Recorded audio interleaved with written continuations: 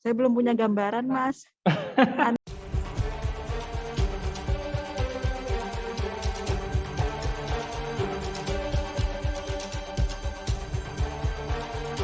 Ya, oke.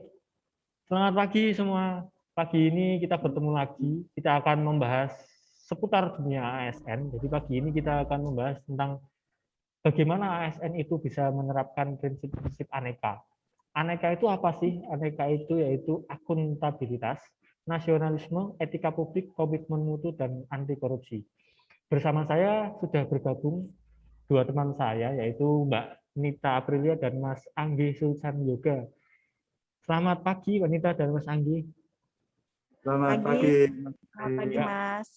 Mungkin bisa memperkenalkan diri terlebih dahulu. Yang pertama nama saya Muhammad Alifudin. Saya dari BKD Diklat Kabupaten Pekalongan. Mbak Nita mungkin bisa memperkenalkan diri. Saya dulu Mas Alif. Mas Anggi mungkin monggo. Saya Anggi Sulhan Yoga Kusuma dari Puskesmas Mantri Jeran, Kota Yogyakarta. Ya, di sini saya sebagai perawat. Ya, mohon kerja semua. Mbak Nita, monggo bisa memperkenalkan diri. Saya Nita Aprilia dari Puskesmas Bringkoning, Kabupaten Sampang. Kita dari tiga daerah yang berbeda ya, tiga provinsi Ya. yang berbeda pula, Jawa Tengah, Yogyakarta, dan Jawa Timur. Nih, lengkap semua. Jawa Timur. Oke, lengkap. Oke, kita langsung bahas ya dari yang pertama. Akuntabilitas. Akuntabilitas itu apa sih? Akuntabilitas itu menunjuk pada kewajiban setiap individu, kelompok, atau instansi untuk memenuhi tanggung jawabnya. Tanggung jawabnya apa sih? Tanggung jawab seorang ASN adalah menjamin terwujudnya nilai-nilai publik. Oke, jadi ASN itu kita harus mempunyai tanggung jawab masing-masing, tupoksinya masing-masing. Jadi kita itu harus menjalankan tupoksi itu dengan baik, dengan amanah agar terwujud nilai-nilai publik yang baik gitu. Dari Mbak Nita sendiri mungkin ada contohnya atau enggak gitu, penerapan bagaimana sih kita bisa menjadi ASN yang akuntabel gitu, kira-kira gagasan apa yang bisa Mbak Nita sampaikan? Mas, melakukan pekerjaan penuh tanggung jawab, pelaksanaan pekerjaan sebagai analis kesehatan secara baik, dan mempertanggungjawabkan hasil laporan kepada atasan dengan penuh tanggung jawab. Seperti itu, Mas. Oke, luar biasa sekali ya, Wanita ya. Oke, Mas Anggi mungkin dari Mas Anggi sendiri gimana tanggapannya? Ya, terkait dengan akuntabilitas ya, bahwa itu adalah kewajiban pertanggungjawaban yang harus dicapai atas amanah yang telah diberikan. Jadi sebagai perawat, kami harus selalu siap ketika pada saat jam pelayanan diberikan tanggung jawab untuk melakukan pelayanan. Seperti ketika ada pasien datang, pasien gawat darurat, pun ketika ada permintaan untuk melakukan pelayanan di masyarakat. Seperti pernah kami mendapatkan laporan bahwa ada warga yang meninggal dunia itu dengan kecurigaan. Tiba-tiba tapi ada darah di sekitarnya. Nah, itu kami segera melakukan olah TKP. Kemudian kami melapor kepada pihak yang berwenang. Itu salah satu contoh penerapan akuntabilitas. Nah, itu padahal pada waktu itu jam hanya kurang 5 menit sebelum pulang. Oke, jadi tetap melaksanakan tugasnya ya, walaupun jadi kalau di pandemi itu kan isunya itu tentang WFH dan WFO ya. Jadi walaupun kita dapat jadwal WFH atau WFO, jadi kita itu walaupun ketika WFH pun ketika ada panggilan tugas, jadi kita harus tetap siap sedia gitu ya, mungkin untuk menjadi ASN yang akuntabel gitu. Oke, kita lanjut ke poin yang kedua tentang nasionalisme. Nasionalisme itu ya berhubungan dengan nilai-nilai kebangsaan lah, cinta tanah air gitu. Mungkin di masa-masa sekarang itu isunya yang paling menarik adalah zaman milenial sekarang kan, anak-anak sekarang lebih condongnya ke kiblatnya ke dunia barat lah, mereka nggak lagi bangga terhadap terhadap apa namanya, terhadap budayanya sendiri, terhadap nilai-nilai kebangsaannya sendiri. Yang itu mungkin ada gagasan yang bisa disampaikan dari Mas Anggi atau Mbak Nita mungkin untuk meningkatkan rasa nasionalisme di kalangan ASN gitu. Mas Anggi dulu mungkin. Ya, terkait dengan nasionalisme, kita ada panduan, ada patokan, yakni dari Pancasila ya.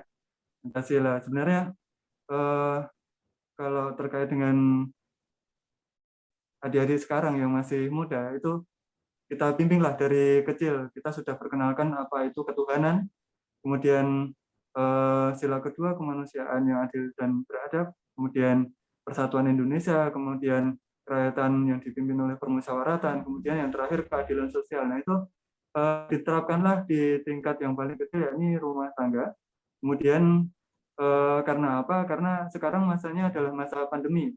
Jadi keluarga itu adalah yang paling dekat dengan si anak, apalagi guru-guru sekarang perannya belum intens seperti itu. Jadi kembali ke orang tua. Nah ini tugasnya saya sebagai ASN di selaku pemerintahan, itu yang paling dekat adalah nanti dengan kader, kemudian kader disampaikan ke keluarga, terutamanya terkait dengan kesehatan kalau saya ya. Gitu. Kalau untuk Pancasila sendiri, ya nanti kita berikan edukasi kepada orang tua melalui forum-forum kecil, kemudian itu dijadikan evaluasi, jadi diberikan form. Itu mungkin bisa untuk rasa nasionalisme. Mungkin Mbak Nita ada tambahan? Oke, Mbak Nita ada tambahan mungkin kalau dari Mas Anggi kan tadi menanamkan nilai-nilai Pancasila, itu kaderisasi nilai-nilai Pancasila. Dari Mbak Nita sendiri ada tambahan mungkin? Ya Mas, kalau saya sebagai ASN menerapkan nilai nasionalisme itu adalah tidak membeda-bedakan pasien. Mau pasien itu pasien lansia ataupun pasien anak-anak, itu tetap kita layani dengan baik. Begitu Mas. Seperti itu ya, oke. Jadi tidak membeda-bedakan lah. Kita karena kita itu Bhinneka Tunggal Ika ya, berbeda-beda tetapi tetap. Iya, Bhinneka Tunggal Ika. Ya. Kalau di Kabupaten Pekalongan sendiri menanamkan nasionalisme mungkin dari seragam ya, karena seragam tiap hari, tiap minggu. Jadi dari hari Selasa sampai hari Kamis itu kita kan udah pakai batik gitu di kantor-kantor. Jadi secara tidak langsung itu menanamkan nilai-nilai nasionalisme lah. Dan nilai nasionalisme yang paling bisa paling menonjol itu biasanya di kegiatan. Kalau dulu mungkin ada ya upacara, mungkin kalau tiap hari Senin kan ada upacara, itu mungkin nilai-nilai nasionalismenya sangat menonjol gitu di upacara bendera itu. Kita bisa hormat pada bendera, kita bisa menyanyikan lagu Indonesia Raya, itu nasionalismenya sangat tinggi gitu. Oke, lanjut ke poin yang ketiga ya, yang ketiga etika publik. Etika publik itu sikap dan perilaku kita, bagaimana kita menanggapi publik atau dari masyarakat stakeholder kita, bagaimana sikap kita agar kita bisa melakukan tanggung jawab pelayanan publik dengan baik gitu. Kalau di bidang kesehatan ya terutama Mbak Nita sama Mas Anggi itu kan isunya masih santer nih untuk pelayanan publik di bidang kesehatan, karena kan masih masa pandemi dan segala macam, harus beradaptasi juga kan pelayanan publiknya. Mungkin bisa dikasih gambaran ke kita semua gimana gambaran pelayanan publik sekarang di masa pandemi. Monggo Mbak Nita atau Mas Anggi dulu mungkin. Ya, jadi di masa pandemi ini sosok petugas kesehatan menjadi teladan bagi masyarakat semua ya. Jadi di sini ada modalitas akuntabel, transparan, kemudian netral. Jadi yang pertama ya kita ketika di mana saja ya, kita harus menerapkan protokol kesehatan seperti itu. Jadi kita menjadi contoh seperti memakai masker, kemudian mencuci tangan, kemudian menjaga jarak, itu menjadi suatu kewajiban seperti itu. Kemudian terkait dengan apabila ada yang mungkin masyarakat kita itu masyarakat yang ingin tahunya tinggi. Seperti itu. Jadi ketika ada informasi-informasi kita jelaskan dengan baik, dengan jelas. Kemudian dengan transparan apabila perlu informasi-informasi yang sedikit sensitif seperti itu. Nah, kita harus melaksanakan itu. Dan juga netral. Jadi kadang-kadang ada yang terkait dengan pandemi ini, ada yang wah ini konspirasi seperti itu. Wah ini apa gimana. Nah, itu kita harus netral dan menjelaskan apa yang menjadi kebenaran seperti itu. Keterbukaan informasi publik ya.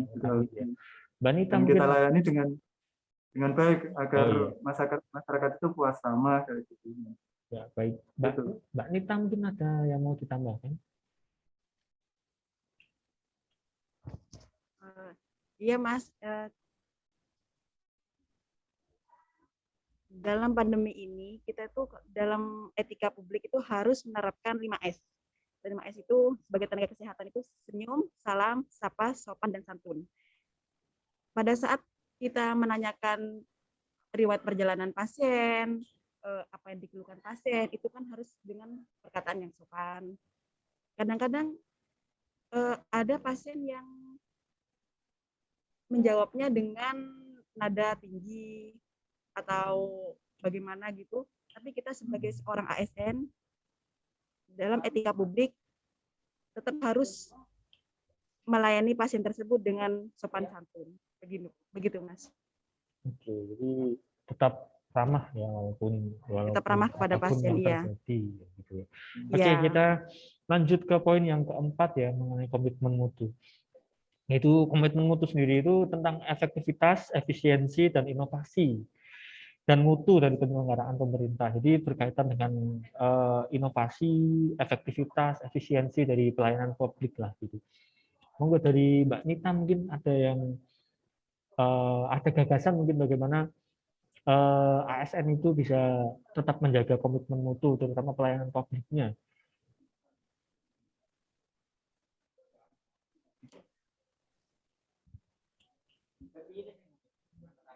Saya belum punya gambaran, Mas. Anu aja dulu, Mas Yoga aja dulu. Belum ada ya? Iya, ini saya belum ada gambaran. Komitmen mutu sendiri pemahaman konsep mengenai efektivitas, efisiensi, inovasi, dan mutu penyelenggaraan pemerintah.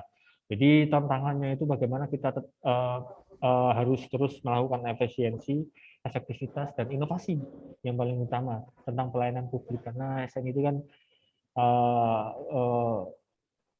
pelaku kebijakan publik, jadi gimana caranya kita bisa melakukan inovasi-inovasi mengikuti perkembangan zaman. Mas Anggi mungkin ada gagasan yang mau disampaikan agar kita sebagai ASN itu bisa menjaga komitmen mutu. Dari dimensi itu ada 3 ya, jadi ada efektivitas, efisien, dan inovasi. Dari efektivitas sendiri itu, apalagi kita di instansi, ada yang namanya SOP atau SPO. Nah, di situ kita menerapkan itu insya Allah sudah efektif. Tinggal nanti untuk efisiensinya adalah dengan kita melakukan SOP itu dengan kompetensi kita. Jadi dengan jam terbang kita, dengan keahlian kita, dengan hati nurani kita, dengan perasaan kita, nah itu nanti akan terjadi efisiensi yang baik. Kemudian ini kita ada di era 4.0, jadi ASN ini bukan ASN yang zaman dulu, mungkin yang berfokus pada mungkin lembaran-lembaran administrasi seperti itu. Nah, kita fokusnya adalah pelayanan publik. Nah, ini kita harus menyiasati hal itu, apalagi di masa sekarang masyarakat itu perlu yang cepat, mudah, kemudian efektif, ya, efektif. Jadi apabila kita bisa melakukan itu kita bisa lebih bagus. Nah, ini teknologi sudah berkembang dengan pesat. Jadi apa-apa sudah didigitalisasi. Jadi apabila sesuatu yang bisa didigitalisasi, digitalisasilah seperti itu. Seperti rekam medis. Rekam medis itu baiknya sekarang adalah rekam medis. Di puskesmas saya, Mas, ya, rekam medisnya masih belum digital. Jadi harus mencari rekam medis dulu, kemudian menyerahkan kepada perawat, perawat menyerahkan kepada dokter. nanti dokter menyerahkan resep ke obat. Nah, itu memerlukan waktu yang lama. Berbeda ketika rekam medis itu digital. Jadi pasien datang mungkin sudah seperti scan, kemudian sudah terdaftar, pendaftaran juga tidak perlu mendaftar, kemudian perawat datang sudah ada daftarnya, tinggal mengisi hasil tensi, kemudian anamnesis, kemudian dokter juga sudah langsung real time tahu ini masalahnya apa, tinggal penggalian sedikit. Dokter menginput resep, kemudian farmasi sudah otomatis tahu, mungkin sudah menyiapkan sekalian, nanti dari farmasi pasien berjalan datang, mungkin tunggu berapa detik, berapa menit, bisa nanti diserahkan. Itu mungkin gambarannya secara pelayanan internal ya. Gitu.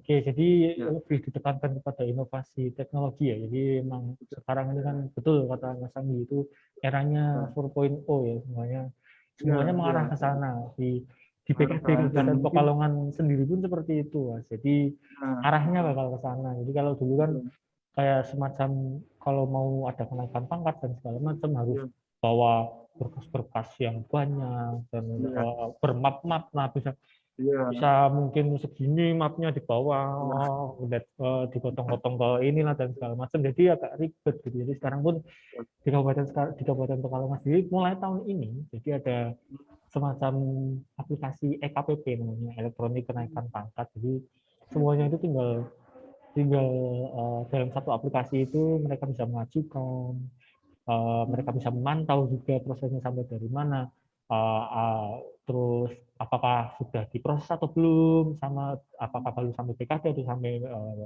bupati dan segala macam, itu ada di situ semuanya. Jadi tidak usah membawa berkas banyak, tinggal di depan komputer scan upload itu. Jadi hasilnya pun nanti bisa kita dapat secara scan, atau kalau misalkan mereka butuh berkasnya, mereka datang ke BKD cuma ambil hasilnya gitu loh, tidak bolak-balik lah gitu. Jadi emang kalau komitmen mutu ini kita bergeraknya ke arah sana, ke arah teknologi. Oke, kita masuk ke poin yang terakhir ya, anti korupsi. Jadi kita tahu sendiri korupsi itu sudah menjadi isu yang dari dulu ya mengakar dan sangat lekat dengan ASN di Indonesia gitu. Semacam kayak pungli dan segala macam itu sudah sepertinya image publik terhadap ASN itu ya seperti itu gitu. Jadi ada nggak sih gagasan dari Mbak Nita atau Mas Anggi gitu, gimana caranya agar publik itu memperbaiki kepercayaan publik terhadap ASN bahwa kita itu anti korupsi sebenarnya gitu. Monggo Mbak Nita mungkin. Kalau saya Mas menerapkan anti korupsi itu ya sebagai seorang ASN, petugas laboratorium itu tidak mengeluarkan hasil palsu. Misalnya pasien yang meminta hasilnya dirubah dari positif menjadi negatif dan mereka sanggup untuk maksudnya membayar, ya kami jelas-jelas menolak. Kami tetap mengeluarkan hasil sesuai apa yang kami periksa. Begitu. Terus ada lagi suatu kejadian, keluarga pasien meminta hasil laboratorium, misalnya hasil antigen, tetapi tidak melakukan pemeriksaan. Dan mereka dan pasien tersebut, keluarga pasien tersebut mau membayar, bahkan lebih dari tarif normal. Tapi kami jelas-jelas tidak mau. Kami tidak mau mengeluarkan hasil yang dikarang ataupun hasil yang bukan hasil apa adanya begitu. Jadi emang sangat sensitif sekali ya kalau sekarang yang masalah tes. Iya, sensitif ya Mas. Karena masa sekarang ini kan banyak yang bayar aja lah biar ini gitu.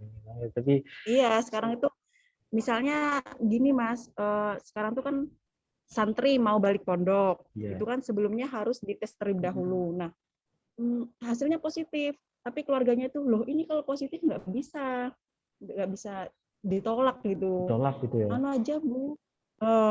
aja bu, kami bayar dengan lebih, tapi hasilnya dinegatifkan. Oh tidak bisa, itu sudah melanggar aturan. Gitu. jelas-jelas kami tolak. Jadi kita membangun asum opini publiknya agar kita anti korupsi itu seperti itu. Iya. Mas Anggih mungkin ada contoh lain mungkin di puskesmasnya Mas Anggih gitu. Kalau di puskesmas itu yang sering terjadi adalah keluarga pasien itu datang dan pengen periksa lebih cepat. Jadi antriannya mungkin datangnya akhir, tapi udah datang terus ingin segera dilayani. Nah, itu yang menjadi polemik juga di tempat kami. Nah, itu kemudian akhirnya kami menerapkan bahwa kalau misalnya pengen periksa, itu besok-besok adalah datangnya paling akhir aja. Jadi didaftar nggak apa-apa, tapi nanti untuk tensi kemudian ke dokternya adalah yang paling akhir. Jadi cepat dilayani, tapi tidak mengganggu pelayanan yang sudah ada seperti itu. Nah, ketika ada yang datang, tetap kita edukasi bahwa ini kita mengutamakan yang sudah mengantri dan sesuai dengan kondisi pasien. Jadi tetap kita berikan edukasi. Ya kalau misalnya terus di bagaimana yaitu konsekuensi, karena kita mematuhi aturan yang ada di instansi seperti itu. Jadi tetap adil dan mematuhi peraturan yang ada gitu. Karena nanti pada akhirnya adalah menjadi nama baik pegawai yang membawa itu sendiri seperti itu. Baik. Oke, kita masuk ke bagian akhir dari talk show ini. Ada nggak sih gagasan dari Mbak Nita sama Mas Sultan gitu yang mungkin berupa gagasan atau mungkin berupa yang sudah ada? Jadi yang kegiatan yang sudah mencakup kelima-lima nilai tersebut gitu. Ada nggak? Gitu. Kalau di saya sendiri, di PKD sendiri, kalau kebijakan nasional itu ya nggak usah jauh-jauh seleksi CPNS. Seleksi CPNS itu kan semuanya sudah mencerminkan nilai-nilai aneka. Jadi akuntabel iya, anti korupsi iya, etika publik iya, komitmen mutu iya. Jadi akuntabel, jadi anti korupsi iya, karena kan dulu citranya kalau mau masuk ke PNS kan harus ini dan segala macam, harus ada biayanya dan segala macam. Kalau sekarang kan sudah tidak. Gitu. Semuanya by sistemnya itu kan udah inovasi tersendiri kan, kita nggak usah kirim-kirim berkas dan segala macam, kita tinggal scan dan segala macam sudah jadi semua. Dan eranya sudah keterbukaan publik. Jadi publik itu harus mengetahui prosesnya seperti apa, sudah tahu prosesnya apa saja, publik ya semuanya tahu, hasilnya seperti apa ya publik sudah tahu semua. Jadi itu menurut saya suatu landasan yang baik ke depannya. Bagaimana kalau proses awalnya baik, insya Allah ke belakangnya bakalan baik gitu. Proses penerimaannya baik, saya rasa proses ke belakangnya nanti kaderisasi dan segala macamnya juga bakalan baik. Kalau dari Mas Andi dan Mbak Nita sendiri mungkin ada contoh lain mungkin? Kalau saya ini adalah terkait dengan pelayanan di COVID, Mas. COVID. Jadi peran tenaga kesehatan pada penanganan COVID 2019 ini secara umum ya, dari puskesmas terutama. Nah ini mulai dari akuntabilitas, jelas kita mempunyai kewajiban dan harus mempunyai goal yang jelas dan harus tercapai seperti itu. 0% kasus kalau bisa ya. Gitu. Kemudian dari nasionalisme, jelas ini COVID ini mengancam negara ya, karena ekonomi sudah itu. Kemudian dari angka kesakitan juga semakin banyak, semakin letal seperti itu. Nah ini harus kita tangani, dan dari segi etika publik jelas ini penanganan seperti ini perlu efektivitas, kemudian efisiensi dan inovasi, dan pelayanan yang harus maksimal seperti itu ya. Kemudian dari komitmen mutu, wah ini merupakan tolak ukur dari instansi terkait dengan pelayanan ini, Mas, karena ada beberapa kegiatan seperti PCR, vaksinasi, kemudian edukasi ke masyarakat sendiri, apalagi ada kasus, itu merupakan mutu yang harus dijaga.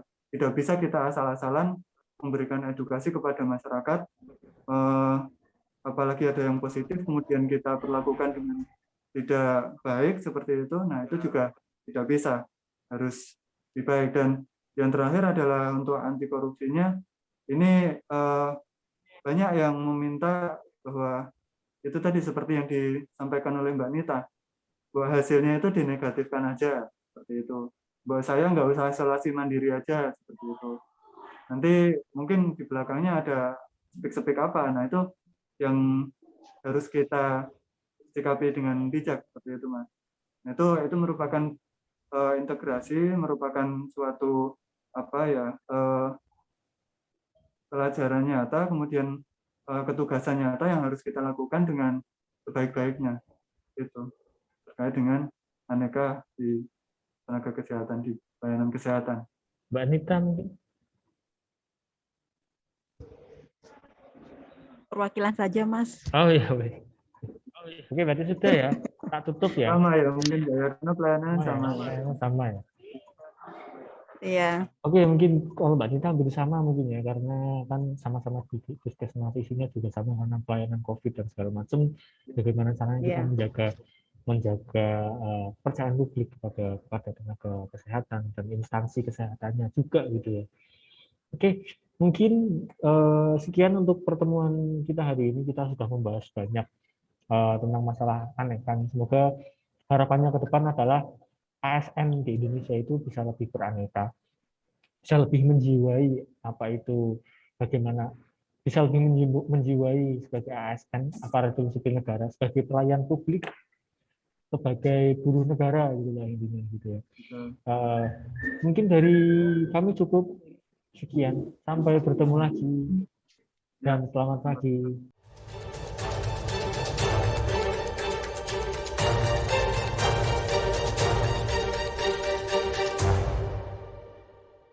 Terima kasih semua.